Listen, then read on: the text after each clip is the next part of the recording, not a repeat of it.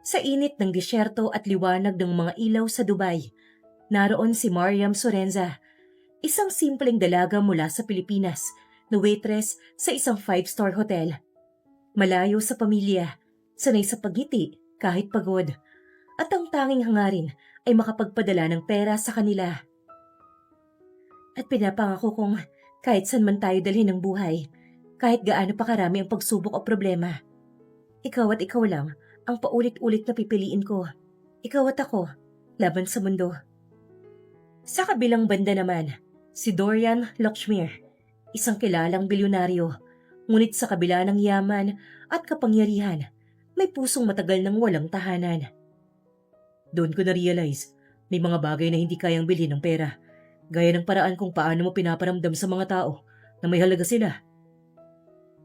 Magkaibang mundo, pinagdikit ng pagkakataon, pero paano kung sa pagitan ng yaman at kasimplehan, mabuo ang pag-ibig na hindi nakikita ng pera, kundi tibok ng puso. Ating tunghayan ang isa na namang kwento ng pag-ibig na inihahandog ng Inday series. Mariam, bilis!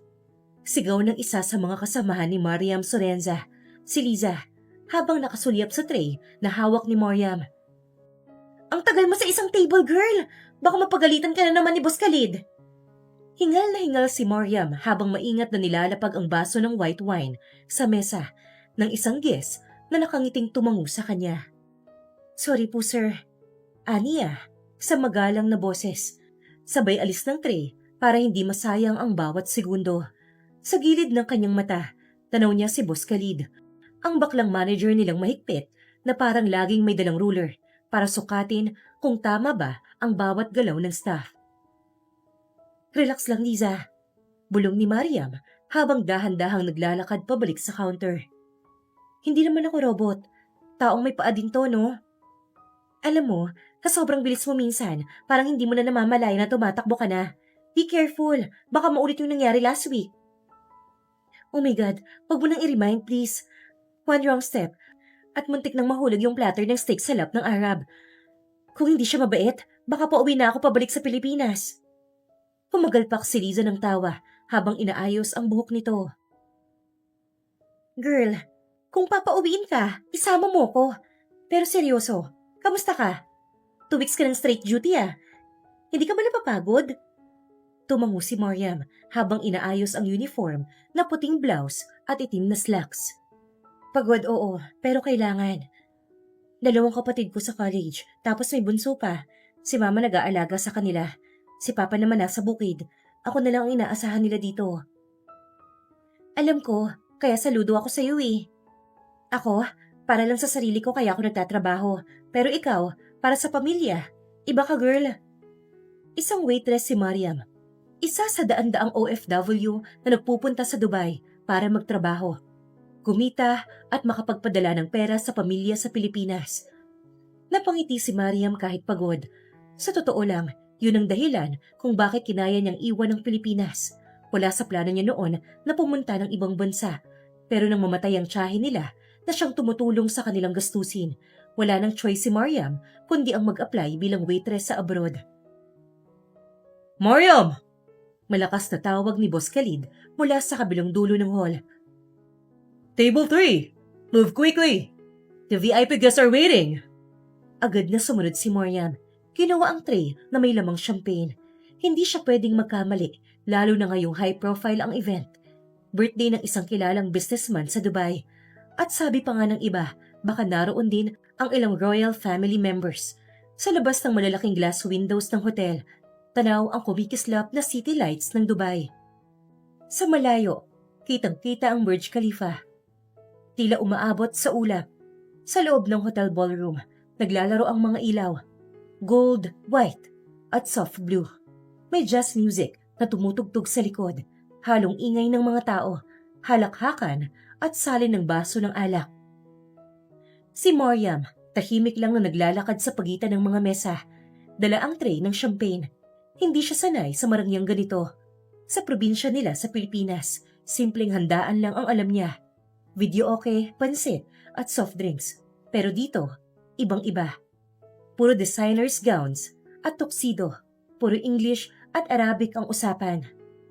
Champagne, ma'am, sir? Maingat na alok ni Mariam sa isang mesa. Isang matandang babae ang umiti at kumuha ng baso. Thank you, dear. At doon niya unang napansin, ang lalaking halos lahat ng tao ay sinusulyapan to. Nasa may dulo to ng hall, nakasuot ng itim na tuxedo na perpekto ang tabas. Tall, well-built, at may presensyang mahirap baliwalain. May hawak itong baso ng whiskey. Kausap ang ilang bisitang halatang nakikinig sa bawat sinasabi niya. Dorian Lakshmir, bulong ng isa sa mga waitress na nasa likod ni Mariam, si Mira. The billionaire CEO ng Lakshmir Holdings. He owns half of the hotels in Dubai. May lahing Pinoy din yan. Sandaling napalingon si Mariam. Ah, siya pala yun. Mahinang sabi niya. Hindi niya intensyong makipag-usyoso. Pero mahirap hindi mapansin. Maliban sa yaman at itsura, may kung anong aura ang lalaki. Parang laging may alam na hindi alam ng iba. Habang nag-aalok si Mariam ng champagne sa kabilang mesa, napansin niyang ilang beses siyang sinusulyapan ng lalaki. Hindi siya sigurado kung guni-guni lang ba niya. Pero tuwing lilipat siya ng mesa, parang sumusunod ang mga mata nito. Uy, Mariam! Bulong ni Liza habang lumapit. Type ka yata ng bilyonaryo. Tumigil ka nga. Baka napagkamalan lang akong kilala niya. Or maybe, gusto ka niya. Pinili na lang ni Mariam na hindi sumagot. Hindi siya naniniwala sa mga fairy tale na may prinsipe at mahirap na dalagang mapupusuan ito. Sa totoong buhay, mas maraming sakit ng ulo kaysa happy ending. Matapos ang ilang minuto, dumiretso si Mariam sa koridor para ibalik ang tray sa pantry. Tahimik doon, malayo sa ingay ng ballroom. Pero bago pa siya makalayo, may humarang sa kanya. Siya yon, si Dorian Lakshmir. Excuse me. Mahina, ngunit mahabang tinig ng lalaki. May accent ang English nito, halong British at Arabic. You work here? Ah, yes sir. Kinakabahang sagot ni Mariam. Inabot ng lalaki ang isang makintab na susi. Tila susi ng kotse o kwarto, pero hindi sigurado si Mariam. Sa'yo na to. Basta sumama ka sa akin ngayon. Nanlaki ang mga mata ni Mariam. Hindi niya alam kung biro o seryoso yon. Sir, nagkakamali ka po yata. Waitress lang po ako dito, hindi po ako bayaran. Nawala ang ngiti nito. Parang hindi sanay sa pagtanggi, pero hindi umatras. Anong iniisip mo? Hindi lang iniisip ko. Bago pa makasagot si Mariam, narinig niya ang boses ni Boss Khalid mula sa dulo ng koridor. Mariam! Back to work! Agad siyang tumalikod. Iniwan si Dorian na may bahagyang ngiti sa labi. Hindi niya alam kung anong laro ang pinasok niya. Pero ramdam niyang hindi yon ang huling pagkakataon na magtatagpo sila. Mariam, office now. Mahinahon, pero may diin ang boses ni Boss Khalid habang nakatayo sa tapat ng counter ng hotel kinabukasan. Suot pa rin ito ang kanyang itim na suit, perpektong plansyado, at may hawak na clipboard na parang extension ng kanyang pagkatao. Napahinto si Mariam sa pag-aayos ng mga baso. Po, ako? Oo girl, ikaw ang tinatawag ni Sir Khalid. Bulong ng isa sa mga kasamahang waitress niya. May halong biro, si Pamela. Baka pa-promote ka na girl. Napangiwi si Mariam. Hindi niya gusto ang atensyon, lalo na mula sa manager na kilalang mahigpit at walang sinasanto pagdating sa trabaho. Pagpasok niya sa maliit na opisina sa likod ng hotel kitchen, nakita niya si Boss Khalid at isang lalaking nakaitim na suit na may hawak na tablet. May suot itong dark sunglasses kahit indoors. Mariam, panimula ni Khalid. This is Mr. Karim, personal driver ni Mr. Dorian Lakshmir. Agad na kumabog ang dibdib ni Mariam. Si Dorian, yung bilyonaryo kagabi. You are requested. Patuloy ni Khalid, na kalmadong boses. To serve exclusively for Mr. Lakshmir private gatherings starting tonight. Personal request niya to. Nanlaki ang mga mata ni Mariam. Po, ako lang? Yes, miss. Tugon ni Mr. Karim, diretso at walang emosyon. Mr. Lakshmir, specifically mention your name. He wants you, no one else. Pero sir, hindi po ba dapat may iba pang staff? Hindi ko po alam ang mga protocol para sa VIP gatherings. Pinutol ni Khalid ang sasabihin niya at seryoso ang tingin sa kanya. This is an honor, Mariam. Mr. Lakshmir is one of the biggest clients. If he wants you, then you go. Tonight, 7 p.m. His villa. Mr. Karim will pick you up. Sir, baka... Mariam, Putol ni Khalid, pero mas malumanay na. trabaho to. Nothing more. Do your job well. And this will be good for the hotel. And for you. Tahimik na tumango si Mariam. Kahit may halong kaba ang dibdib niya, hindi niya alam kung bakit siya napili. Isa lang siyang simpleng waitress. Alas 7 ng gabi, nasa parking area na si Mariam. Dala ang maliit na bag. Naka-uniform pa rin siya. Puting blouse, itim na slacks, at sapatos na pang-duty. Dumating si Mr. Karim, sakay ng itim na luxury SUV. Tahimik lang ito habang binubuksan ang pinto para sa kanya. Habang umaandar ang sasakyan, tanaw ni Mariam ang kumikislap na city lights ng Dubai. Pero habang palayo sila ng palayo, napansin niyang unti-unting nagiging tahimik at malawak ang paligid. Wala na ang ingay ng syudad. Sa halip, puro disyerto at malalawak na kalsada na lang ang nakikita niya. Sir, mahina niyang sambit kay Karim. Laging ganito kalayo ang pinupuntahan niyo? Tumangulang ang lalaki. The villa is private. Very private. Mr. Lakshmir doesn't like noise. Pagsapit nila sa isang malaking gate na bakal. Bumungad ang napakalawak na villa na may ilaw sa bawat gilid. Moderno ang disenyo, glass walls, malinis ang linya, at parang mansyon sa pelikula. Pagbukas ng pinto ng sasakyan, sinalubong siya ng malamig na hangin mula sa mga fountain at garden sa paligid. This way, ma'am. Wika ng isang staff na nakaputi. Pagpasok niya sa loob, halos mapahinto si Mariam. Marble ang sahig, may chandelier na kasing laki ng jeep. At may mga painting na halatang milyon ang halaga. Sa isang malawak na living room, naroon si Dorian Lakshmir. Nakatayo to sa harap ng floor-to-ceiling window. Nakasuot ng dark blue shirt at slacks, hawak ang baso ng alak. You came. Wika nito nang makita siya. Mababa at malamig ang boses nito, pero nahihimigan niya ang konting saya doon. Napangiwi si Mariam. Gusto niyang sagutin to ng pabalang, ngunit ayaw naman niyang maging bastos sa amo niya ngayon. Sir, good evening po. Maingat na bati ni Mariam. Iniisip kung saan siya lulugar.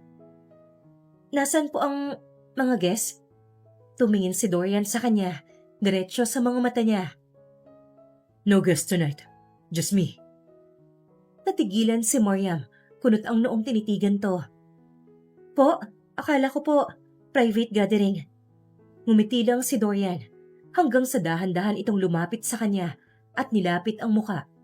Napalunok si Mariam sa sobrang lapit nito. Is it private? But don't worry. Sasahuran pa rin kita. Double sa sinasahod mo sa kanila. Natuod si Mariam sa kinatatayuan. Humigpit pa ang pagkakahawak sa strap ng bag niya. Hindi niya alam kung tatakbo ba siya pabalik sa sasakyan o mananatili sa lugar na yon. Sir, ano pong ibig niyong sabihin? Mahina niyang tanong, pilit pinapakalma ang boses. It means... Dahan-dahan itong umikot at umupo sa malambot na leather couch. I want you to stay. Hindi lang ngayong gabi, kundi sa susunod pa. Stay? As in, dito? Sumandal si Dorian, bagyang inalog ang wine na nasa glass, saka hindi inaalis ang talim ng tingin nito sa kanya. Yes, here, in my villa. I'll pay you 10 times, more than what you earn sa hotel, if you want. Food, room, clothes, everything will be provided. You just have to be available. Nanlaki ang mga mata ni Mariam. Sir, pasensya na po pero kinakabahan siya. Hindi ko po yata. Inisang hakbang ni Dorian ang pagitan nilang dalawa. Bigla niyang naramdaman ang amoy ng mamahaling kulong nito. Relax, Mariam. Hindi kita pipilitin sa ayaw mo. Pero... Napahinto to, saka ngumiti ng konti. Kung aalis ka ngayon, baka magtanong ang manager mo kung bakit nirefuse mo ang personal request ko.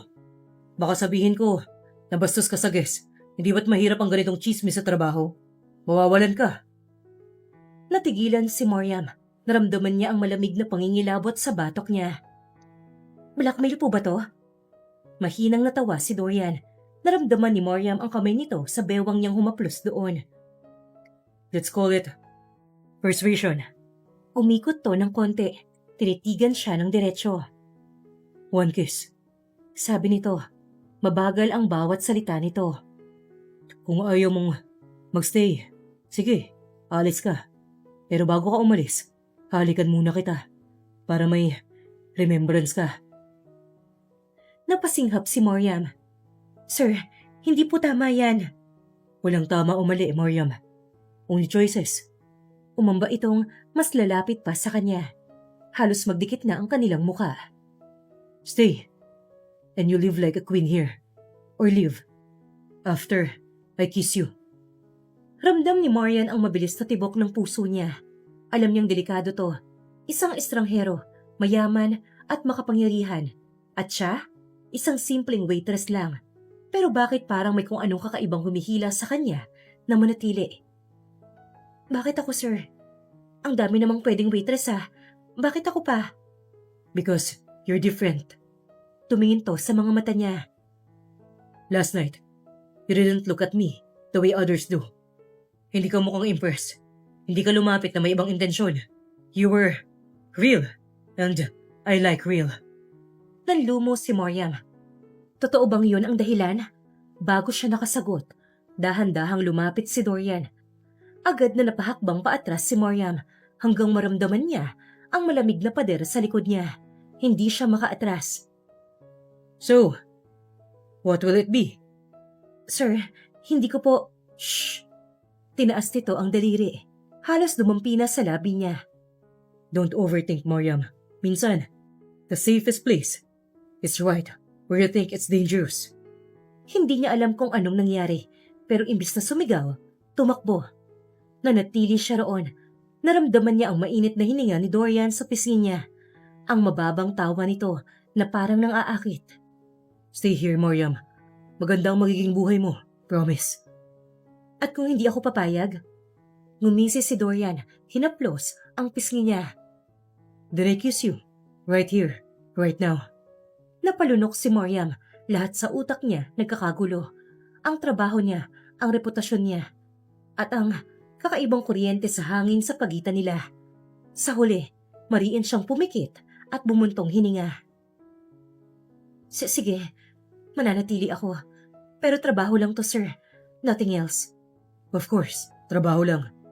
Pero alam ni Mariam, sa paraan ng pagsabi nito, na hindi yon ang ibig nitong sabihin. Tinawag ni Dorian ng isang staff. Prepare her room. She's staying here. Habang umaalis ang staff, tumingin ulit si Dorian kay Mariam. Mas malapit pa ngayon. Welcome home, Mariam. At sa ngiti nitong yun, alam niyang wala nang atrasan yun. Humugot siya ng mas malalim na hininga at umiwas.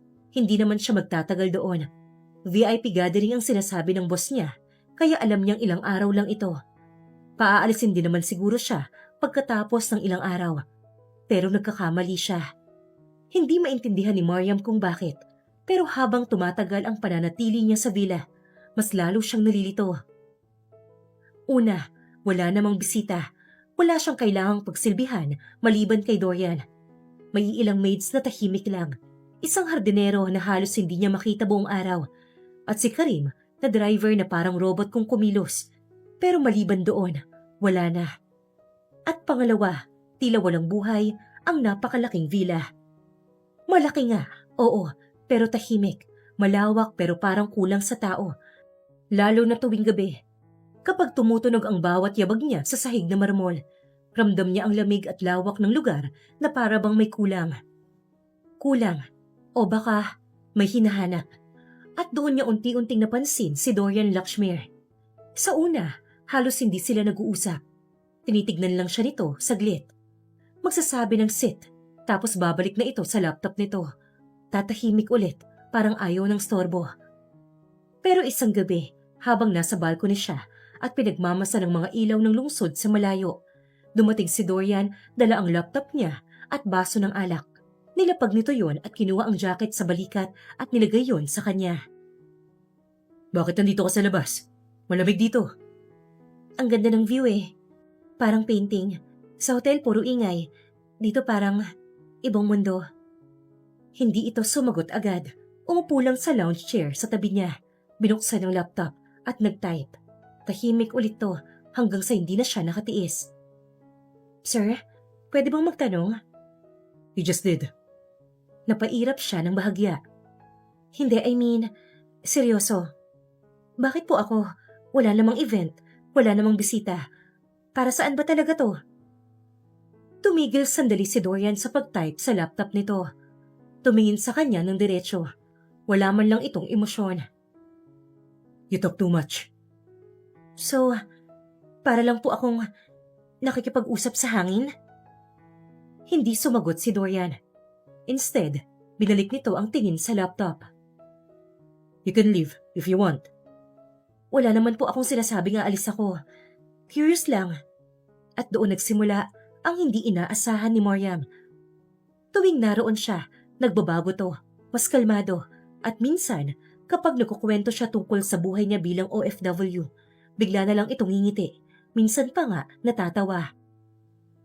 Isang hapon, nakaupo si Mariam sa gilid ng sofa habang si Dorian ay abala sa laptop nito. Sir, alam niyo po ba, sa amin sa probinsya, may kapitbahay kaming manok na laging tumatakbo tuwing may motor na dumaraan. Sabi ng tatay ko, baka daw may utang yung manok sa driver.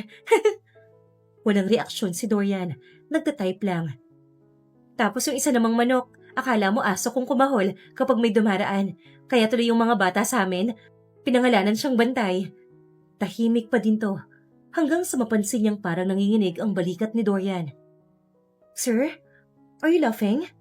Sinarado ni Dorian ang laptop, sumandal sa sofa at ngumisi sa kanya. Your stories are ridiculous. So nakakatawa nga. Maybe a little.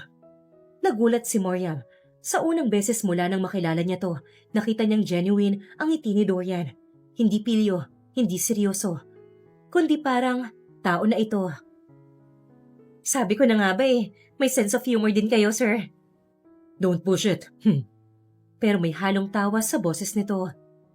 Kinabukasan, habang kumakain sila ng dinner, si Dorian sa main table, siya sa kabilang dulo, at napansin ni Mariam na siya lang talaga ang nagsasalita. Sir, alam niyo po ba, nung bata ako, akala ko kapag nag-abroad ka, yayaman ka agad. Kaya nung dumating ako dito, nagulat ako, hindi pala ganoon kadali. Minsan, mas mahirap pa. Then, bakit ka na natili dito?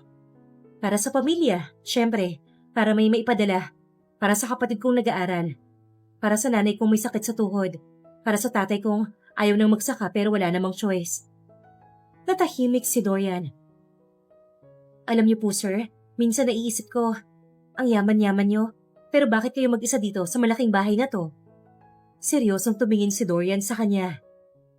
Because money can't buy everything. Hindi alam ni Mariam kung bakit ito tumahimik. May kung anong bigat sa boses nito. Minsan, kapag nagtatrabaho si Dorian, nakaupo lang si Mariam sa tabi niya. Sir, may pinsan ako, si Lalaine. Ang hilig niyang mag-TikTok. Sabi ko, Lalaine, mag-aral ka muna. Alam mong sagot?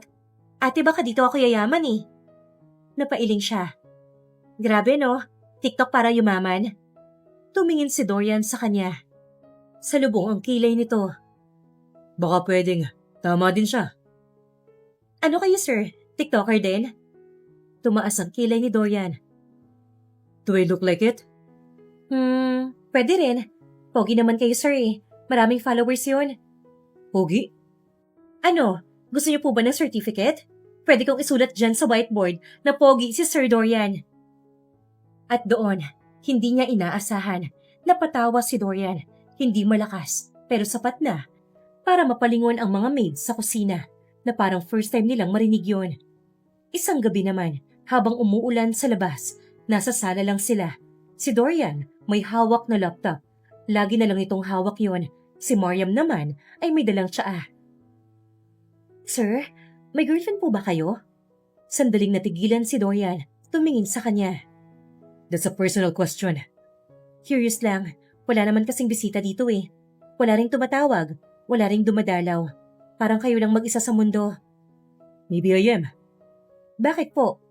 Hindi sumagot si Dorian. Instead, tumingin to sa bintana. Sa ulan na bumabagsak sa glass walls. Some people are better off alone. Hindi po totoo yon. Kahit manok nga sa amin may kasama eh. Kayo pa kaya? You and your chickens. Oo na, pero seryoso. Walang taong gustong mag-isa habang buhay. Tahimik lang si Dorian. Habang lumilipas ang mga araw, mas dumadaldal si Moriam. Hindi niya alam kung bakit, pero pakiramdam niya, kailangan niyang punuin ng kwento ang katahimikan ng villa. At si Dorian, hindi ito umaalis. Minsan, natatawa lang sa kanya. Minsan, nakikinig lang hanggang sa isang gabi. Habang nagkukwento si Moriam tungkol sa kapatid niyang pasaway, bigla itong nagsalita. You make this place less empty. Natigilan si Moriam. Tumingin siya kay Dorian, pero nakatutok pa rin ito sa laptop niya. Parang hindi sinasadya ang sinabi nito. Sir? Nothing. Keep talking. Kaya imbes na mahiya, ay nagkwento pa siya tungkol sa buhay niya bilang OFW at tungkol sa pamilya niya. Doon, nakikita niya ang paunti-unting pagbabago ni Dorian. Lumipas pa ang mga araw na naroon si Moriam. Napapalagay na din ang loob niya sa binata. Naging mas malapit na din sila. Nahawa na nga din ito sa kakadaldal niya. Minsan ay sumasabay ito sa kalokohan niya. Sir Dorian, seryoso, bakit ayaw niyo po talagang kumain ng toyo? Hindi po kayo Pilipino kung hindi niyo pa natikman yon. I'm not Filipino. Ang dami mong excuses. Ikaw na kaya nagsabi na may lahi ka. Nasa dining area sila ng villa. Si Dorian nakaupo sa dulong bahagi ng mahaba at mamahaling dining table. Habang si Moriam ay nasa tabi niya, hawak ang platito ng tinuyong isda na pinagluto niya. Niluto niya ito sa maliit na staff kitchen sa tabi para hindi umalingasaw sa buong villa. At saka hindi po ito basta tuyo. Specialty namin to sa amin. May kamatis, may suka, may sili. Masasarapan ka rito. Tinignan ni Dorian ang platong yon na para bang isa yung alien life form. This smell dangerous. Sir, wala pa nga kayong nalalasahan eh. Reklamo agad? Ngumubito, bahagyang sumandal sa kinauupuan. Gusto mo lang mag-suffer ako eh. Kaya ayoko. Hala, hindi ah. Gusto ko lang makita kung gaano ka open-minded ang isang bilyonaryo. Binigyan siya ng tingin ni Dorian. One of those intense stares na dati kinakabahan si Moriam pero ngayon nasasanay na siya. Sa sobrang sanay niya, kapag tinitigan siya ng gano'n ni Dorian, ay tinatawanan lang niya. O sige na, kapag namatay ako, ipapakulong kita kay Karim. Deal. Pero at least, makakain kayo ng masarap bago kayo mamatay. Imposible na ipapakulong ako ni Karim kasi mas nauna niya nga tikman to eh. Paborito na nga niya to eh. Nakangising saad niya na tinaasan pa ito ng kilay. Tinulak niya ang plato patungo dito. Kumuha ng maliit na piraso si Dorian. Tinignan pa niya to na para bang scientist, saka dahan-dahan na sinubo. Sandaling natahimik to. Nginuya nito yon. Nakita niyang nagbago ang ekspresyon sa mukha nito. Well, uminom ng wine si Dorian, saka tumingin sa kanya. Nagkatinginan tuloy sila. It's surprisingly good. Aha, kita mo na? Isa ka ng honorang Pilipino. Napailing to. Nakita ni Moriam ang pagngiti nito. Kaya nakangising nilagyan niya ang plato nito ng kanin at tuyo. Kain pa, payat ka na eh. Kaya kailangan mong magkalaman. Sa mga sumunod na linggo, naging iba na ang routine nila. Hindi na lang basta tahimik si Dorian habang nagtatrabaho at dumadaldal si Moriam sa tabi. Ngayon, nakikipag-asara na rin ito sa kanya. Sir, alam niyo po ba? May ex ako dati. Sabi niya, magpapadala daw siya ng sulat. Hanggang ngayon, hinihintay ko pa rin. Siguro nawala na sa dagat. Nagsalubong ang kilay ni Dorian at matalim na tinignan siya. Maya-maya ay umiwas ng tingin saka sumimangot. O baka nawala ng gana dahil malayo ka. Saka siya naghanap na mas malapit. Yung nayayakap at nahahalikan niya. Natigilan si Moriam. Mabilis na tinignan si Dorian na pangising-ngisi na ngayon. Ang sakit naman, sir. Akala ko pumabait kayo. Pero, tama nga kayo. Pinagpalit nga niya ako sa malapit. Pero sana hindi mo na sinabi. Naging totoo lang ako. Ako na lang kaya ang magpapadala sa inyo ng love letter. Tumaas pa nga ang kilay nito nang ilapit niya ang mukha niya. Tinulak ni Dorian ang noon niya palayo. Will there be the right fish inside? Pwede rin, para mamiss niyo ako kapag umalis ako. Nakita niya ang pagsulubong ng kilay nito. Sino nagsabi nga alis ka? Natigilan si Moriam. Hindi niya alam kung bakit, pero may kakaiba sa tono nito. Isang gabi, habang nakahiga si Dorian sa sofa at si Moriam ay nasa kabilang upuan, biglang nag-video call ang pamilya niya mula sa Pilipinas. Hi ma! Hi pa! Ate is here na oh! Sa screen, nakita ni Dorian ang isang babaeng may apron, halatang galing kusina, at isang lalaking may hawak na tabo, pawisan at nakaupo sa harap ng ventilador. May ilang bata ring nagtatakbuhan sa likod. Anak, kumain ka na ba? Huwag kang magpapagutom dyan. Ma, sobra-sobra pa nga po ang pagkain ko rito eh. Mukhang namangha si Dorian, bahagyang lumapit to para makita ang screen. Napansin naman yun ni Moriam. Sa kanya hinarap ang pamilya niya. Ma, pa, si Dorian po yan. Boss ko po dito sa villa. Biglang kumaway si Dorian na kinagulat niya. Good evening. Nagulat din ang nanay ni Moriam. Ay, pogi pala ang amo mo anak. Ma? Mahinang natawa si Dorian. Ngumiti sa nanay niya. Thank you, ma'am. Kumain na po ba kayo, sir? Yes, ma'am. Moriam makes sure of that. Sumilip din ang ama ni Moriam. Sir, baka po pwedeng kayo nang bahala sa anak namin dyan, ha? Huwag niyo pong hayaan na gumala sa gabi. Kasi, palagalayan dito. Hindi niya kasi nagagawa sa umaga dahil nagtatrabaho, kaya gabi lang yan lumalabas. Madaldal na saad ng tatay niya. Pa, ano ba? Nagbago na ako. Hindi na ako lumalabas. Iba ang Pilipinas sa Dubai. Wala akong kilala dito, tay. Sa laki ng villa dito, mahihiya ka nang lumabas talaga. Tumawa ang buong pamilya niya at sumabay sa tawa si Dorian.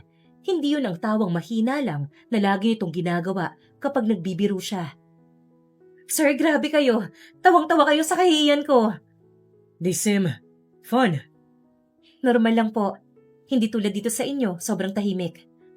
Ilang sandali ay nawala ang ngiti sa labi ni Dorian na kinatampal niya ng bibig. Totoo ngang tahimik. Wala namang katulad mo dito. Pagkatapos nilang makipag-usap sa pamilya ni Moriam, ay nagtungo na sila sa veranda. Doon sila nagtanghalian. Your family, they're loud. Ayaw niyo po ba sa maingay? Hindi ko sinabi. Baka naman gusto niyo po ng tahimik kasi sanay kayo dito, sa yaman, sa laki ng bahay, sa sariling mundo. And you don't like this world? Hindi ko po sinabing ayaw ko. Sinasabi ko lang, iba po kasi ang may tawanan sa bahay. Yung may nag-aaway sa remote, may nagkakantahan sa kusina. Yung ganon. Tinignan siya ni Dorian. May lungkot siyang nakita sa mga mata nito. At namimiss mo na ang ganon? Oo naman, kaya nga lagi ako nag-video call sa kanila eh. Maybe I want to see more of that. Ano po? Yung mundo mo, ang ingay nyo. Gusto ko ng ganon. Bakit naman? Sandaling natigilan si Dorian bago sumagot. Dahil nawawala ang lahat ng nararamdaman ko kapag ganon. Hindi ko nararamdaman ang lungkot. Kinabukasan, pumunta si Dorian sa hotel at kinausap mismo si Khalid nang hindi nalalaman ni Moriam. She won't be working here anymore. Full-time at the villa. Nagulat si Khalid pero hindi na kumontra. Sino ba naman siya para tanggihan ang pinakamalaking kliyente nila? Pagbalik sa villa, sinabi ni Dorian kay Moriam ang balita. Pero pinalabas nitong ito ang kinausap ni Khalid. Ha? Full-time na po ako dito? Problem? Sinabi ng boss mo na dito ka na dahil nakahanap na sila ng kapalit mo doon. Eh paano po yung mga kaibigan ko sa hotel? Paano po yung tips? Dodoblehin ko ang sahod mo. Triple na lang po. Nakangiting pagbibiro niya. You're bargaining with me? Siyempre po, opportunity to eh.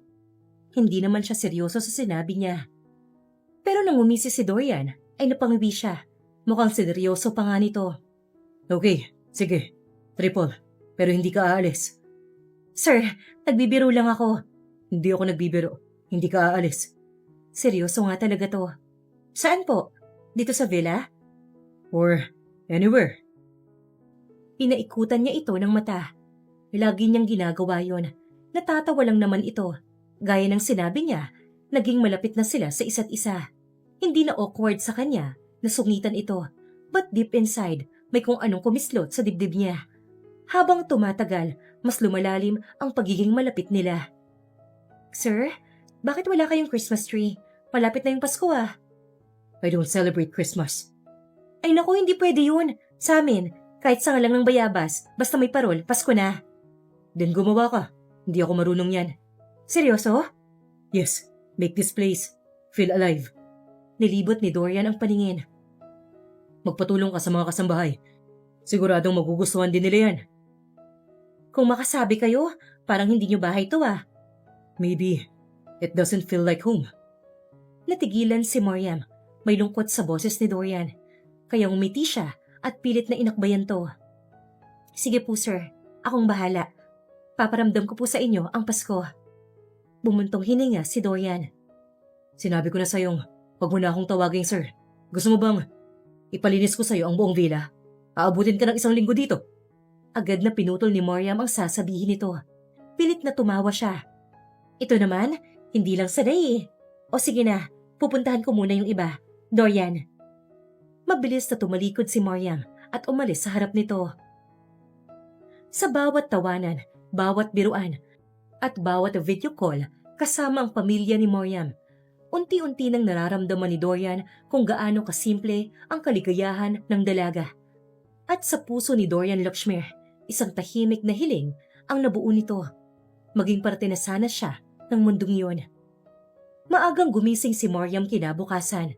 Sanay na siya sa gising ng 6:00 para makapag-ayos ng gamit at makababa sa villa nang hindi naghihintay si Dorian. Pero nang bumaba siya sa malawak na hagdan, nagulat siya sa nakita. Nasa kusina si Dorian. Hindi ito ang Dorian Lakshmir na nakilala niyang laging seryoso at parang hindi marunong mapagod. Ngayon ay naka-gray t-shirt lang ito at black sweatpants. Medyo gusot ang buhok at mukhang hindi naman kapani-paniwala. Nagluluto. Good morning. Medyo alanganin ang boses niya kasi bihira niyong makita ang bilyonaryong ito sa ganitong ayos. Good morning. Gising ka na pala. Umupo ka na muna. Umupo siya sa bar stool, malapit sa kitchen counter. May amoy ng kape at tinapay na bagong init sa oven. Nagbukas ng fridge si Dorian, kinuha ang ilang pitsyel ng orange juice at nilagay sa harap niya. Drink. Fresh yan. I had it delivered this morning. Bakit? Because you like orange juice. Natigilan si Mariam. Kailan pa nalaman ni Dorian yon? Uminom na lang siya. Ikaw ba talaga si Dorian Lakshmir? Kasi ang alam ko, yung Dorian na kakilala ko, hindi marunong magluto. Ngumiti ito habang naghahalo ng niluluto. I can cook. I just don't. Tinatamad ako eh. Wow, special treatment pala ako ngayon. Something like that. Simple lang ang tono nito, pero ramdam niya ang sincerity nito. Maya-maya, nilagay nito ang scrambled eggs sa plato. Toast sa gilid at may bacon pa. Nilapag nito sa harap niya. Eat. You didn't eat much dinner kagabi.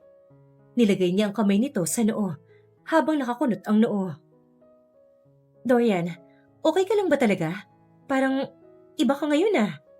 Ayos lang ako. Umupo to sa tabi niya. May hawak ding sariling tasa ng kape. Kumain ka na lang. Tahimik silang kumain pero paminsan-minsan napapansin ni Mariam na siya ang inuuna nito. Kapag ubos na ang tubig niya, automatic na inaabot ni Dorian ang pitsyel para punuin ulit. Kapag nahihirapan siyang buksan ang pack ng butter, ito na ang gumagawa. Hindi ito sweet sa salita, pero sa kilos, lahat. Nagsisigawan. Alam mo, hindi ko alam kung anong iniisip mo minsan. Ha? Kasi dati tahimik ka lang. Parang pader.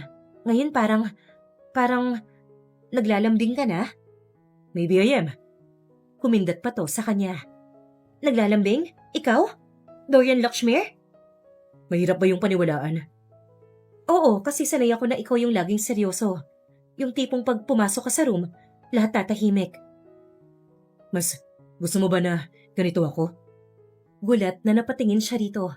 Nagkatitigan silang dalawa. Ramdam ni Marian ang malakas sa tibok ng puso niya. I guess. I mean, hindi ko alam. Basta, weird lang. Ngumiti lang si Dorian at tumayo para ligpitin ang plato niya nang makitang tapos na siya. Hoy, ako na! Tumayo rin siya para agawin ang plato pero inunahan siya ni Dorian.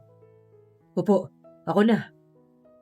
Pero Mariam, tumingin to sa kanya. Seryoso pero may halong lambing. you're a guest here, not a maid. Guess? Akala ko ba staff ako? You're different stuff. Umupo ulit si Mariam. Hindi sigurado kung ano ang iisipin. Iba to sa lahat ng karanasan niya sa Dubai. Sa hotel, bossy ang manager nila. Dito, si Dorian mismo, bilyonaryo pa, ang nagsisilbi sa kanya. Alam mo, parang ang bait mo sobra ngayon. May sakit ka ba? Wala. Maybe I just like taking care of you. Natigilan si Mariam. Hindi niya alam kung anong sasabihin. Kaya nagkunwari na lang siyang busy sa pag-inom ng juice. Pero sa loob-loob niya, ramdam niyang kumakabog ang dibdib niya. Pagkatapos ng ginagawa, binigyan pa siya ni Dorian ng jacket. Ang init-init dito sa Dubai tapos bibigyan mo ko ng jacket. Ang lamig ng aircon. You don't complain pero I can tell nilalamig ka. Mind reader ka na pala ngayon. Just observant. Tahimik silang dalawa habang inaayos nito ang jacket sa balikat niya. Dorian? Bakit mo ginagawa to? Sandaling natigilan si Dorian. Tinitigan siya. Tapos nagkibit balikat. Maybe actions are better than words. Hindi siya sumagot. Pero sa puso niya, ramdam niyang iba ang kilos ng lalaking to. Hindi siya inosente para hindi maintindihan yon. Simula nun, ay araw-araw nang ganun si Dorian. Kakaiba ang kilos nito sa kanya. Mas lalo tuloy niyang nararamdaman ang pagkakulog dito. Hindi niya napigilan ng sarili na gustuhin to. Ayaw man niyang aminin dito. Habang tumatagal, ay mas nalalapit na sila sa isa't isa. Parang hindi na sila mailayo sa isa't isa. Nang sumunod na araw naman, maagang nagising si Dorian at Mariam. Dahil nga may meeting si Dorian doon. Inasikaso niya ang dadalhin nito. Napapangiti na lang minsan si Mariam dahil nagmumukha kasi silang mag-asawa. Babalik din ako. Maaga lang akong aalis for the meeting para matapos agad. Wika ni Dorian habang tinatali ang necktie niya sa harap ng salamin. Sure sir, baka pag uwi mo, wala na tong villa. Ibebenta ko na sa OLX. Sabi ni Mariam. Napailing si Dorian. May konting ngiti sa labi. You wish. Sige na, behave ka dito. I'll be back after lunch. Copy, boss. Saludong style pa si Mariam bago ito lumabas. Napakamot ng ulo si Mariam. Ayaw man niyang aminin, pero mabait at maalaga si Dorian. Kahapon lang, nakita ni Mariam kung paanong binili siya nito ng bagong sapatos nang makita ang sirang takong ng suot niya. Wala itong sinabi. Inabot lang ang kahon pagkatapos ng lunch. For you. Simple lang ang sabi nito. Para saan to? Tanong niya, gulat na gulat. You need it. Sagot ni Dorian, sabay irap kunwari, pero halata ang pag-aalala. Kahit anong inis ni Mariam sa mga moods nito, hindi siya makakatanggi. May kakaibang lambing sa kilos ng lalaki, sa mga simpleng bagay na ginagawa nito para sa kanya. Ilang oras matapos umalis si Dorian, tahimik ang villa. Naroon lang ang dalawang maids na busy sa kusina. Naiwan si Mariam sa sala, hawak ang cellphone at nanonood ng TikTok. Pero makalipas ang ilang minuto, naisip niyang libutin ang napakalaking bahay. Hindi ko pa nga ito naiikot ng maayos. Bulong niya sa sarili.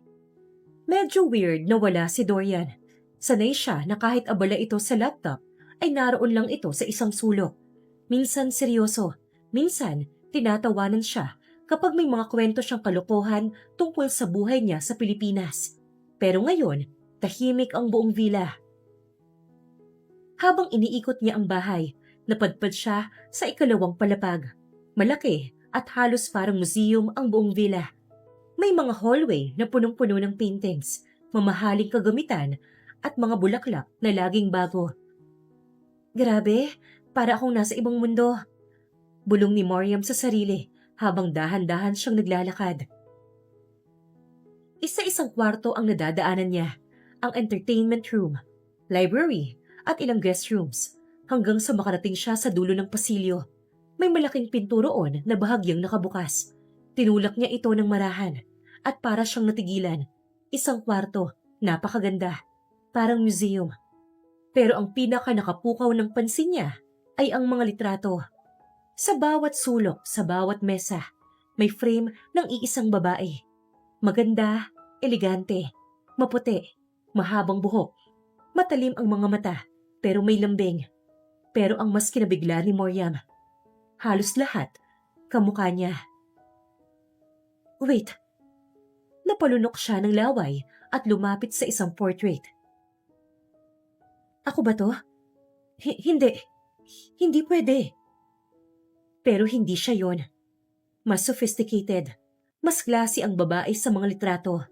Parang model o artista. May mga kuha pa sa beach. May nakangiti. May seryosong shot.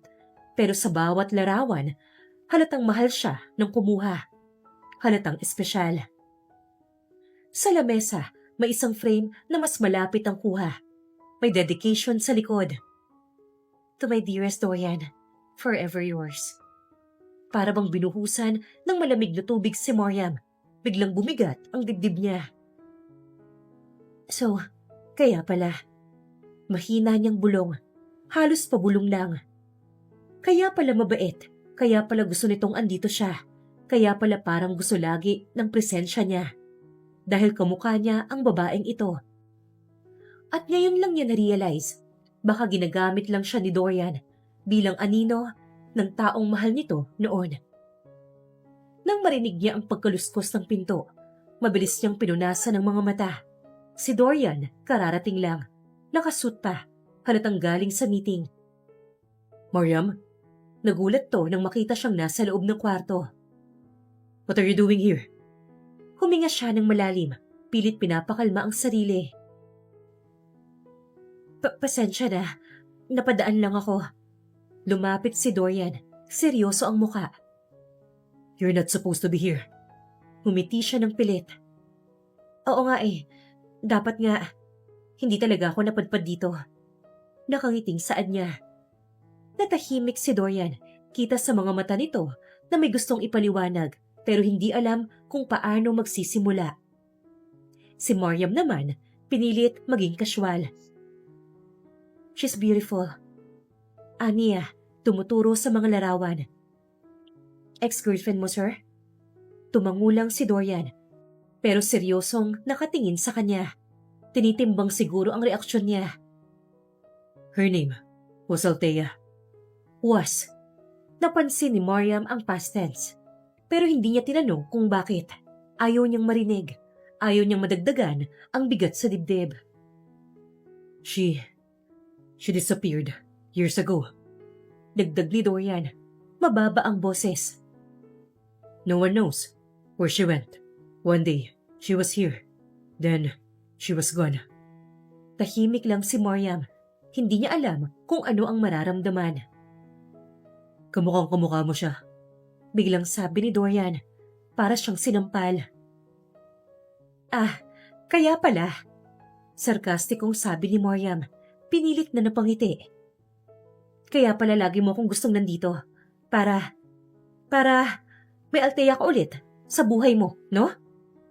Hindi agad nakasagot si Dorian. Kita ang gulat sa mukha nito sa sinabi niya. Mariam, no. It's not like that. Ano? Ano ba ako sa'yo? Kapalit? Anino? Hindi niya napigilang itaas ang boses. Mariam, listen. Akma itong lalapit, ngunit lumayo siya. Hindi. Hindi, Dorian. Ikaw ang makinig. Napapailing siya, ramdamang inis at hiya sa sarili. Alam mo ba kung gaano ako kabobo para hindi mapansin to agad? Na kaya pala sobrang bait mo. Sobrang maalaga ka. Kasi may naaalala ka lang sa akin. Lumapit si Dorian. Pero muli siyang lumayo. Nakita niya ang takot sa mukha nito dahil doon.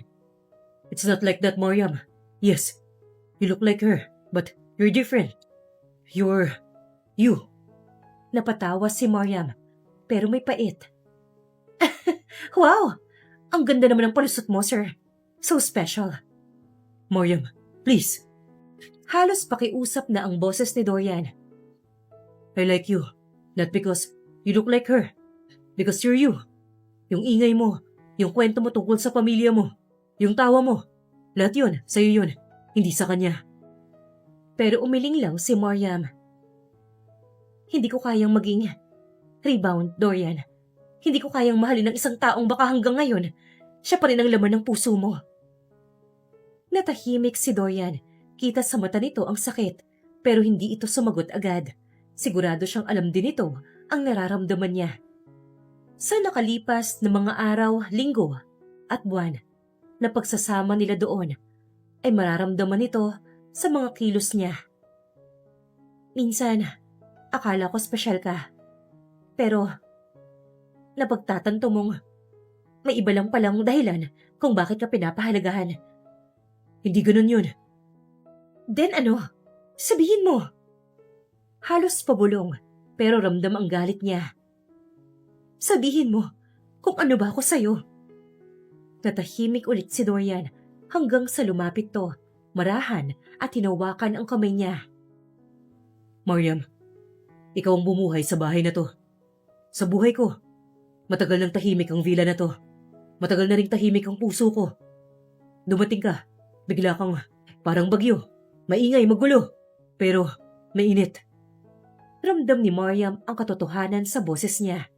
Pero may takot pa rin sa puso niya. Dorian, hindi ako magiging siya. Hindi ako si Althea. Alam ko, at ayokong maging siya ka. Dahil mas gusto kita. Nagtagpo ang mga mata nila, parehong puno ng emosyon. Pero bago pa man siya makapagsalita, binitawan ni Mariam ang kamay nito. Kailangan ko munang umalis. Mahinang sabi niya. Mariam, Please, gusto ko munang mapag-isa. At tuluyan siyang lumabas ng kwarto. Bit-bit ang mabigat na damdamin at ang takot na baka hindi sapat ang sarili niya para sa isang lalaking tulad ni Dorian. May konting luha pa sa gilid ng mata ni Mariam, pero pinipigilan niyang umiyak habang naglalakad palayo. Naroon ng ilang maids sa may gilid ng pool. May hawak na tray ng mga juice. Mabilis lang ang paglalakad ni Mariam. Hindi halos lumilingon. Ang kapal na muka. Replacement pala ha. Ginawa pa akong reborn version ng Lost Love Life niya. Napalingon sa kanyang ilang maid na nasa pool rin. Ay nako iha, dahan-dahan lang. Madulas dyan. Perfect. Kung madapa ako, mas lalong dramatic ang exit ko. Parang sa pelikula. Sarkastikong saad niya. Habang naglalakad siya sa poolside, biglang dumulas ang tsinelas niya sa basang tiles. Ay! Sigaw niya habang diretso siyang bumagsak sa pool. Miss Mariam! Diyos ko po!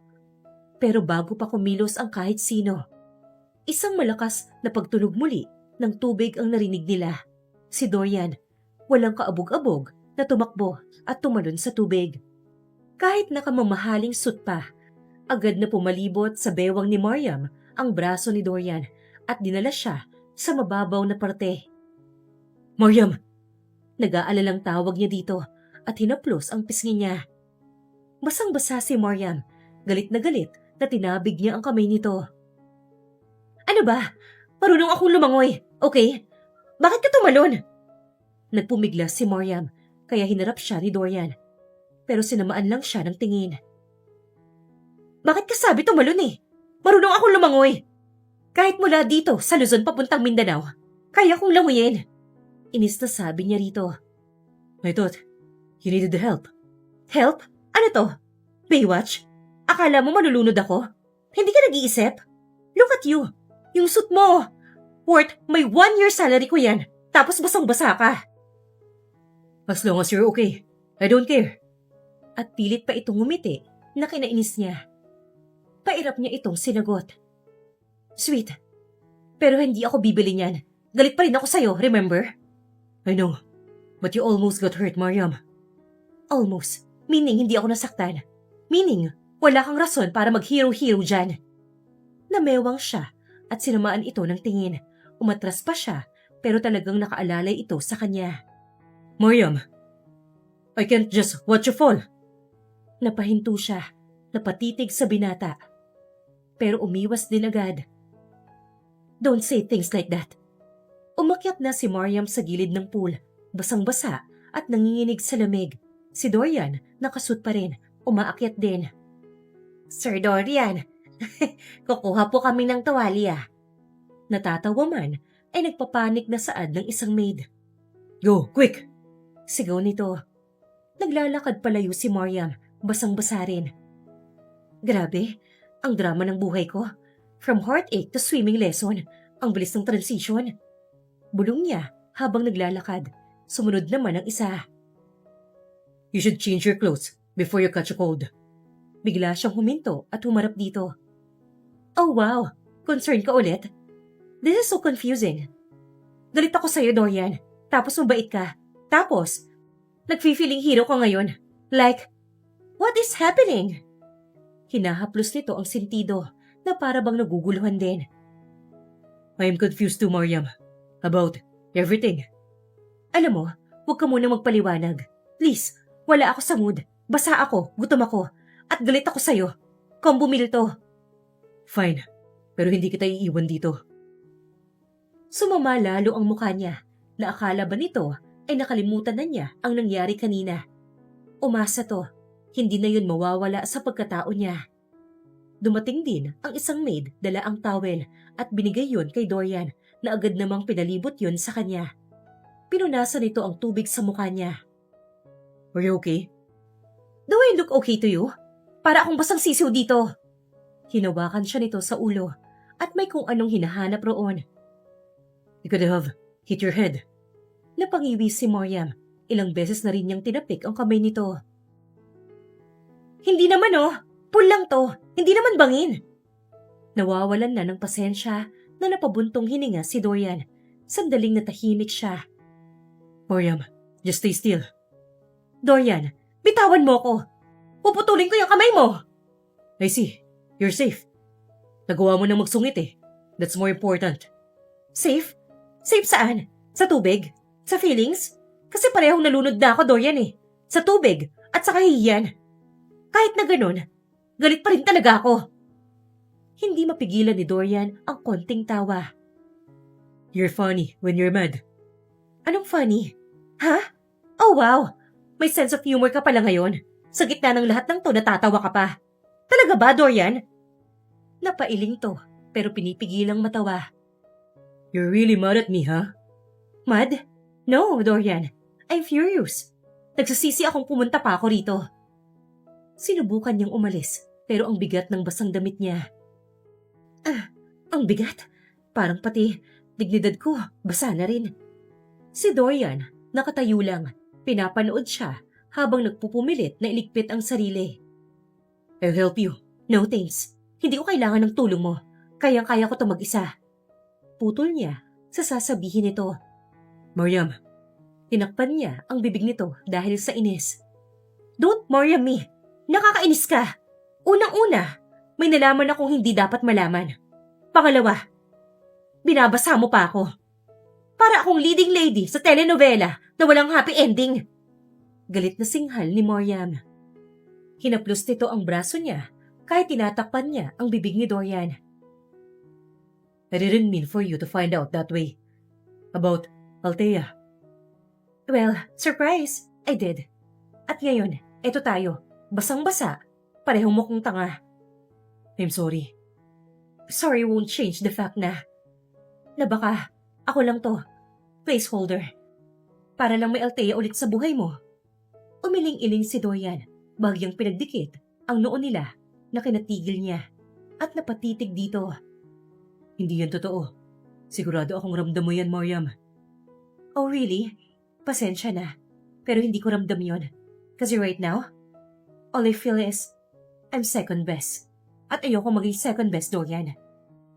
Natahimik si Dorian, pero halata sa mukha nito ang emosyon. Napapikit siya, nang halikan nito ang tungki ng ilong niya. You're not second best, Mariam. Just give me a chance. Ipaparamdam ko sa'yo yun. Seryoso ako. Umiling-iling siya, naiiyak siya. Ramdam niya yon. Bago pa tumulo yon, ay tinulak niya si Dorian at tumalikod. Pero bago pa siya makalayo, ay naramdaman niya ang sarili na lumulutang at doon, naka-face to face niya ang likod ni Dorian. Ah, anong ginagawa mo? Dorian, bitawan mo ako! Sigaw niya na nagpupumiglas. Pero humigpit ang pagkakahawak nito sa kanya. Nalaki ang mata ni Mariam nang maramdaman ang pagpalo nito sa puwet niya. No, mag-uusap tayo sa kwarto. Hindi ka na dadala sa matinong usapan eh. Don't blame me, baby. Seryosong sabi nito. Sumisigaw si Mariam.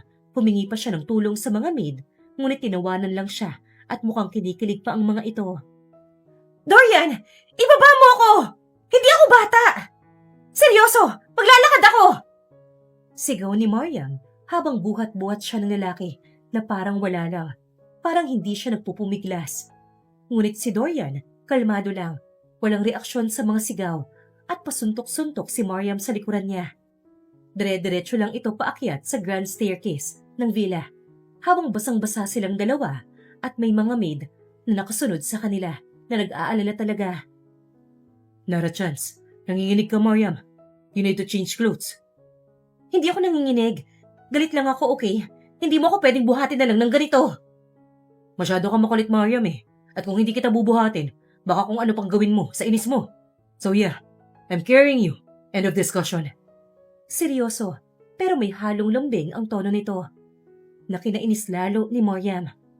Halata na sa mukha ni Mariam ang pagkainis, pero sa loob-loob niya, ramdam din niyang may kakaibang init sa paraan ng paghawak nito. Para bang ayaw siyang pakawalan ni Dorian, kahit isang saglit lang. I swear, Dorian! Pag binaba mo ako... You what? Walk away? Again? Biglang malamig na sagot nito. Tila ba may pinipigil na emosyon sa loob nito. Nanahimik si Mariam.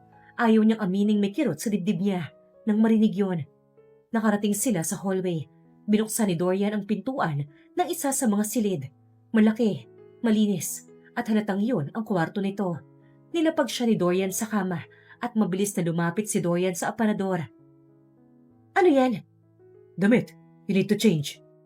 You'll get sick if you stay in those wet clothes. Hindi ako magpapalit. Kaya ko nang alagaan ang sarili ko.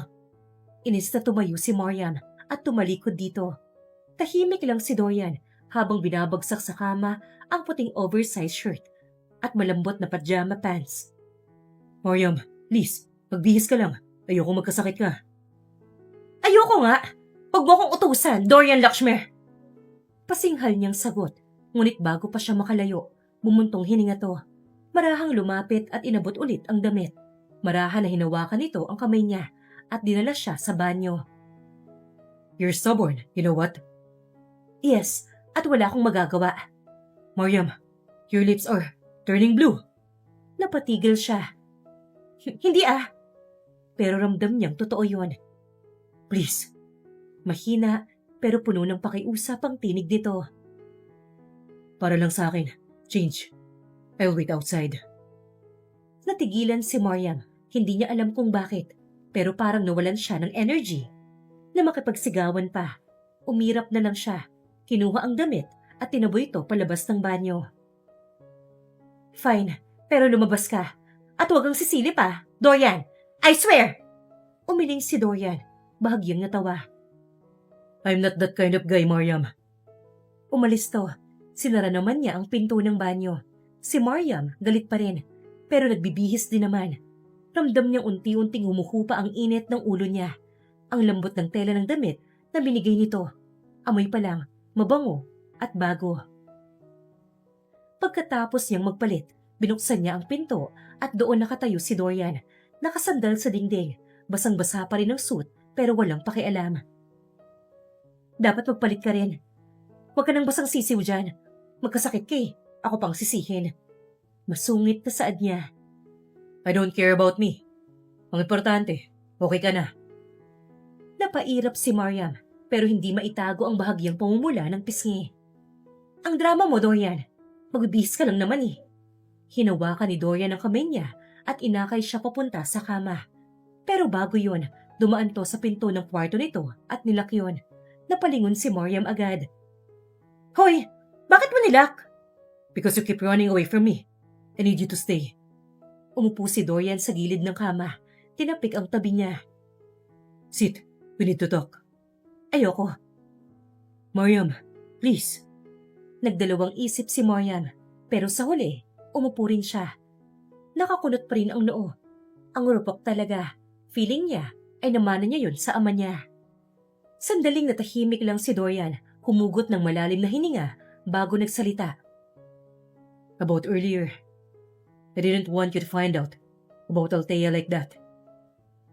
Pero nalaman ko nga rin. Yeah, dahil sa katigasan ng ulo mo, naghahanap lang naman ako ng tamang panahon para sabihin sa'yo lahat eh. Sinisisi mo pa ako. Hinampas niya to, ngunit nahuli lang ni Dorian ang kamay niya. Napalunok si Mariam. Hindi siya tumingin dito. Bakit mo kasi hindi sinabi agad? Ang daming oras na magkasama tayo.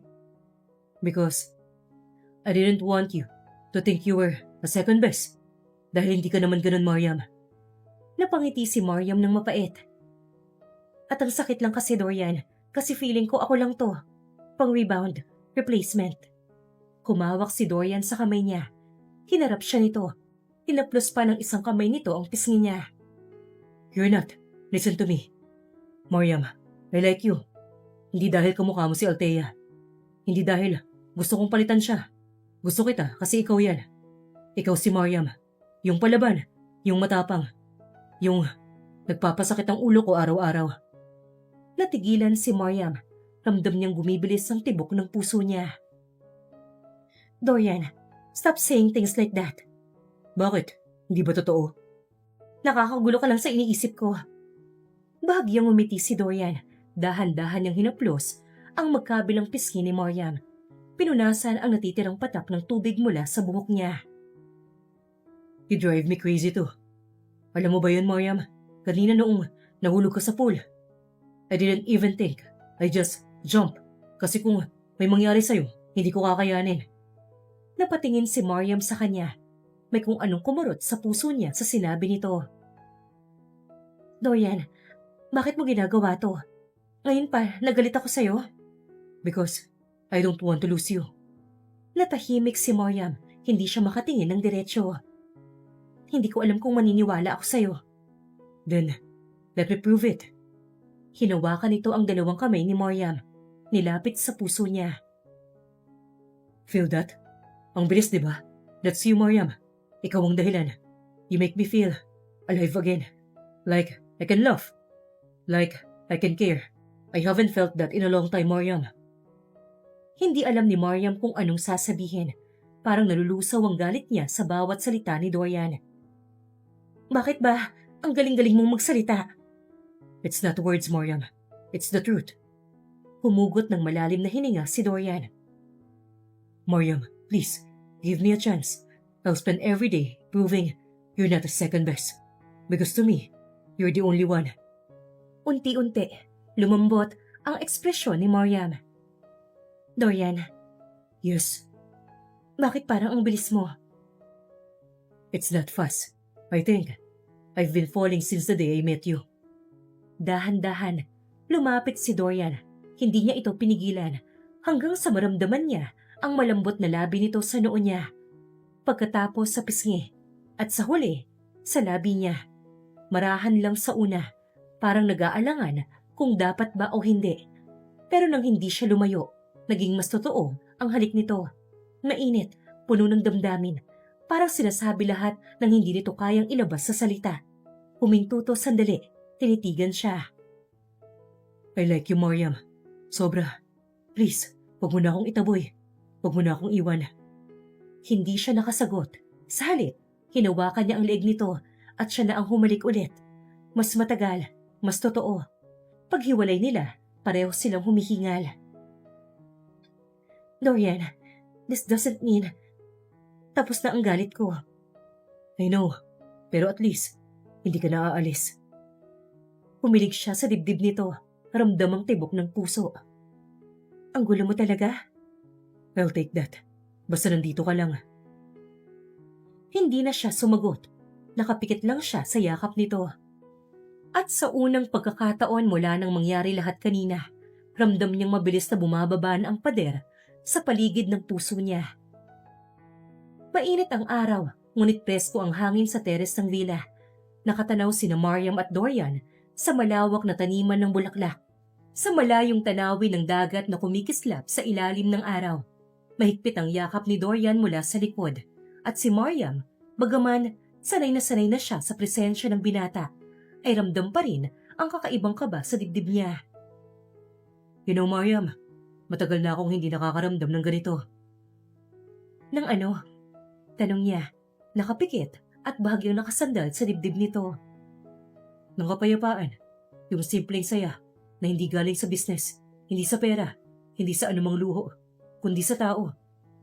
Napangiti si Mariam, pilit pinipigilan kiligin.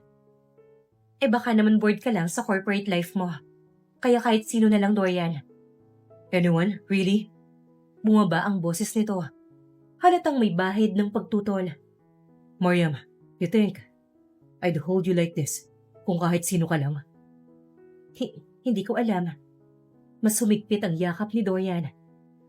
You mean more to me than you think. Natigilan si Mariam. Minsan lang magsalita si Dorian ng diretsahan. Pero kapag ginawa nito, para bang lahat ng pader na tinayo ni Mariam sa puso niya ay natutunaw. Bubuka pa sana ang bibig ni Mariam para sumagot nang bigla na lang narinig ang boses ng isang babae mula sa may gate ng teres. So, this is what you've been busy with, Dorian? Nanlamig si Mariam, ang babaeng nasa litrato. Maganda, elegante, may kumpiyansa sa bawat hakbang nito. Unti-unting kumawala si Mariam sa yakap ni Dorian na parang natuod hanggang sa nakita na lang nila na nasa harap na nila to. Althea? Mahina niyang tanong. Ngumisi ang babae. Nakataas ang kilay. Yes, and you must be the staff. You can leave now. Ha? Lumapit si Althea. Nakatingin kay Mariam mula ulo hanggang paa para bang minamaliit siya. This villa isn't for you. Hindi ka bagay dito. This is our place. So run along. Dorian and I need to talk. Napasinghap si Mariam. Our place? Pero bago pa siya makagalaw, biglang hinawakan ni Althea ang siko niya. Madiin, parang gustong hilahin siya palayo. Go on! Alam kong may service quarters naman para sa'yo eh. You don't belong here. Bitawan mo nga ako! Inis na saad ni Mariam. Pilit kumakawala. Hindi mo ako pwedeng basta hilahin at hawakan. Mas humigpit ang kapit ni Althea. Kita sa mukha nito ang inis at panliliit. You think you can just walk into his life? Into my life? Aba, excuse me, Miss Eleganteng Balikbayan. Pero una sa lahat, wala akong alam sa drama mo. Muntik nang makaladkad si Mariam palabas ng teres nang bigla ang sumabat si Dorian. Enough, Althea! Malalim, malamig, at matatag ang boses nito. Parang bumagsak ang bigat ng buong paligid sa isang igla. Binitawan ni Althea si Mariam, bahagyang natigilan. Dorian, gusto ko lang na... No. Stop thinking. You still have a place here. Dahil wala na. Kita ang pagkagulat sa mukha ni Althea. What do you mean? This is our villa. We built this together. Lumapit si Dorian kay Mariam. Marahang hinawakan ang braso nito. Tinignan kung may pasa. Ramdam ni Mariam ang lambot ng haplos niya. Pero nanatiling malamig ang tingin ni Dorian kay Althea. You left, Althea, years ago. And I move on. Itong villa, this life, hindi na lahat to sa'yo. Move on? With her? Tumingin to kay Mariam. Punong-puno ng panliliit ang tingin. Siyang pinalit mo sa akin? Mas hinapit ni Dorian si Mariam palapit sa kanya na para bang lalapit si Althea para saktan siya. I didn't replace you. Althea, I choose Mariam. She's the one I want here. Hindi ikaw. Bakit hindi ka na lang bumalik kung saan planeta kong pumunta? Nalaki ang mga mata ni Althea. You can't be serious, Dorian. She's no one. Hoy! Excuse me! Sasabat na sana siya, pero pinigilan siya ni Dorian. Hawak pa rin ang kamay niya. She's someone to me. Nag-iisa lang si Mariam. So, ganito na lang. After everything? After everything, yes. You made your choice years ago. Pinili mong pakasalan ang matandang yun. Now, I'm making mine. Ilang sandali pang nakatingin si Althea kay Dorian. Pero sa huli, tinalikuran sila nito. Umalis ng walang lingon. Pagkaalis ng babae, agad humarap si Dorian kay Mariam. Hawak pa rin ang braso nito. Are you hurt? May pasa ka ba? Umiling si Mariam, pero halata sa mukha ang gulat at inis. Dorian, ano yun? I should have stopped her sooner. Sorry kung nahawakan ka niya ng ganun. Hindi yun ang point ko. Bakit ngayon mo lang sinabi sa kanya yun? Bakit kailangang harap-harapan pa? Nakangusong saad ni Mariam nang umisi pa sa huli. I needed her to hear it. That you're the one. That you're not some replacement, Mariam. Kahit kailan, hindi ko naisip na gawin kang ganun. Natigilan si Mariam. Ramdam niya ang tibok ng puso nito sa higpit ng kapit nito sa kamay niya. Dorian, seryoso ka ba sa mga sinasabi mo? Lumapit si Dorian. Hinawakan ang magkabilang pisngi niya. Pinatingin siya sa mga mata nito. Look at me, Mariam. Mukha ba akong nagbibiro sa'yo? Umiling si Mariam, ngunit namumula ang pisngi niya. Bakit mo ginagawa to? Hindi mo naman ako kailangang protektahan. I want to. Kasi mahalaga ka sa akin. At ayokong isipin mo na kahit saglit lang, na second choice ka. Napayuko si Mariam, pero ramdam niyang kumakawala na ang inis sa puso niya. Kung totoo yan, ipakita mo. Hinaplos ni Dorian ang pisngi niya. Mabagal, maingat, parang natatakot na masaktan siya. I will, starting now. At sa gitna ng teres na yon, sa araw na abot tanaw. Hinalikan niya si Mariam, hindi para ipakitang pag-aari niya ito, kundi para iparamdam na siya ang pinili nito, na siya lang. Tahimik ang gabi, tanging mga kuliglig at ihip ng hangin ang maririnig sa paligid ng villa. Sa malayo, ang mga ilaw ng Dubai ay kumikislap. Pero dito sa veranda, ang lahat ay tila mabagal. Parang sila lang ang tao sa mundo. Nakaupo si Dorian sa upuang kahoy habang nakakandong si Mariam dito. Nakapalibot ang braso nito sa bewang niya. Ang tahimik mo yata ngayon. Mahina lang ang sagot niya, pero may bahagyang ngiti. Just thinking. Tungkol sa... Dahil nakatagilid siya ng upo, tinignan siya ni Dorian, pero hindi agad nagsalita, para bang naghahanap ng tamang salita. Tungkol sa atin. Medyo kumabog ang dibdib ni Mariam. Anong meron sa atin? You ever wonder why I approached you in the first place? Napakunot ang noo ni Mariam. Dahil kamukha ko siya. Umiling si Dorian, kaya natigilan siya. Mariing umiling to. No, hindi dahil doon. Nagulat si Mariam sa bigat ng boses nito. Para bang kailangan niyang ituwid ang maling akala. Bakit Dorian? Bakit nga ba? Huminga ng malalim si Dorian at sa wakas ay nagsimulang magsalita. Hinaplos nito ang kamay niya at minsang hahalikan yun. Nagsimula ng gabing yun. At sa gala, I was sitting alone sa corner, trying to avoid all those boring conversations about money and investments hanggang sa nakita kita sa unang pagkakataon. Ako? Oo, ikaw. The waitress who was supposed to just serve drinks and smiled politely. Pero ikaw, may ginawa kang masigit pa dun. Napatingin si Mariam sa kanya, nagtatakang nakikinig. There was this guest, an old man. He looked so out of place. Walang kausap, walang lumalapit, walang pumapansin sa kanya dahil he didn't look rich enough. And then, you walk up to him. Hindi para sa trabaho mo lang, kundi dahil may pakialam ka. You talk to him, laugh with him, at sa unang pagkakataon ng gabing yun, ngumiti siya. Tahimik lang si Mariam, nakatingin lang kay Dorian. Hindi niya inakalang may nakapansin sa simpleng ginawa niya. Pinapanood kita, Mariam, kung paano mo pinaparamdam sa mga tao na nakikita sila, na mahalaga sila, kahit tinatrato sila ng mundo na parang wala lang. Doon ko na-realize, may mga bagay na hindi kayang bilhin ng pera. Gaya ng paraan kung paano mo pinaparamdam sa mga tao na may halaga sila. Kasi sa mundong ginagalawan ko, Mariam, bihira ang taong nagmamalasakit ng walang kapalit. Dorian, ginagawa ko lang ang mga bagay na alam kong tama.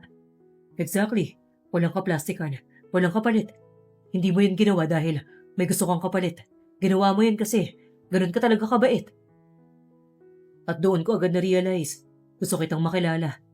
Yung totoong ikaw, hindi yung waitress. Not the girl people assume things about. Ikaw.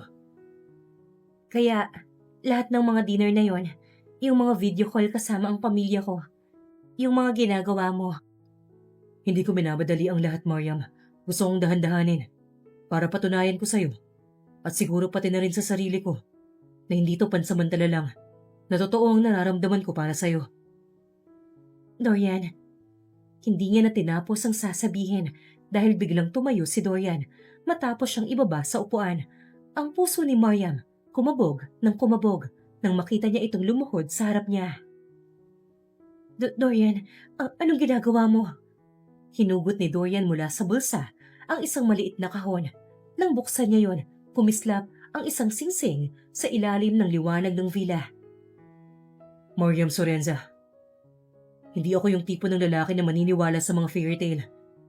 Hindi ko inakalang may makikilala akong tao na magpapagusto sa akin na maging higit pa, mas mabuti. Pero ikaw, nagawa mo. Pinakita mo sa akin na ang buhay hindi lang tungkol sa yaman o sa kapangyarihan, kundi sa mga taong pipiliin mong makasama. At ikaw ang pinipili ko. Napasinghap si Mariam, nanlaki ang mga mata. Dorian, anong... Alam kong hindi ito ang inaasahan mo. Pero ayoko nang itago ang nararamdaman ko. Mahal kita, Mariam. Hindi yung villa, hindi yung mga party, hindi yung buhay na iniisip ng mga tao na meron ako. Ikaw, the woman who made me laugh again. Yung babaeng nakita ko, hindi bilang bilyonaryo, kundi bilang tao. Hindi napigilan ni Mariam ang pagpatak ng luha. Dorian, hindi ka pwedeng basta magsabi ng mga ganyang bagay. Umiiyak na saad niya na kinatawa ni Dorian. I'm not just saying them. I mean every word. Tumingin to ng diretso sa mga mata ni Mariam. Will you marry me, Mariam? Not for the villa, not for the money, kundi para sa buhay na gusto kong buuin kasama ka. Yung gigising tayong magkatabi, mag-aaway dahil sa almusal, laugh over nothing, at tatanda tayong magkasama. Nanginginig ang labi ni Mariam. Dorian, wala akong pakialam sa pera, o sa villa, o sa pangalan mo. Ang mahalaga sa akin, yung lalaking nagpuyat para lang makausap sa video call ang nanay ko, para hindi na siya mag-alala sa akin. Yung lalaking suportado sa lahat ng mga pangarap ko. Yung lalaking tumingin sa akin na parang ako yung taong karapat-dapat piliin. Yes, Dorian. I'll marry you. Napapikit si Dorian, parang natanggalan ng bigat sa dibdib. Dahan-dahan nitong sinuot ang singsing sa daliri ni Mariam. Pagkatapos, tumayo to. Hinapit si Mariam sa isang mahigpit na yakap. You just made me the happiest man alive. I love you, Dorian.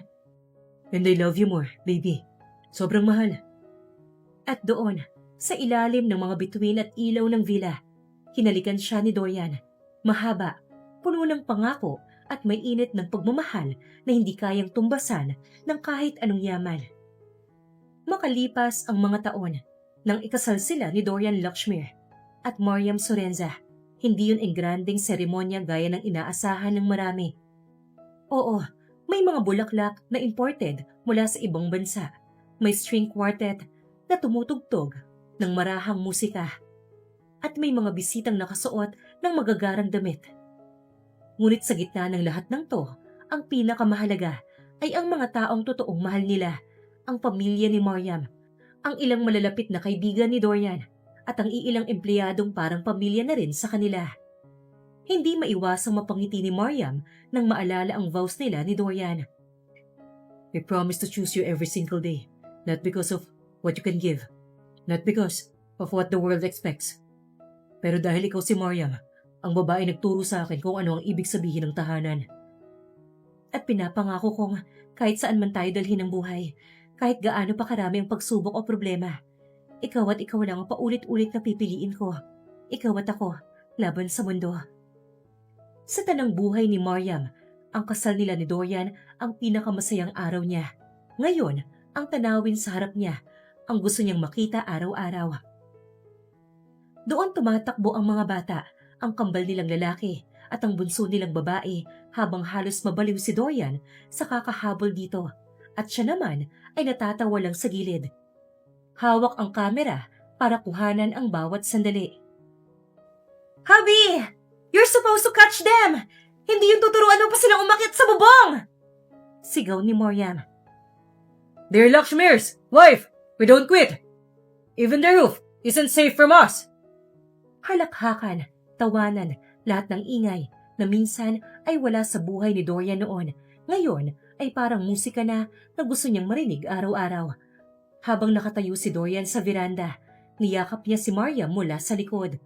Pareho nilang pinagmamasdan ang paglubog ng araw. You know, dati akala ko, kailangan ko ang buong mundo para maging buo. At ngayon, hinalikan ni Dorian ang sentido niya. Mahigpit na niyakap ang asawa.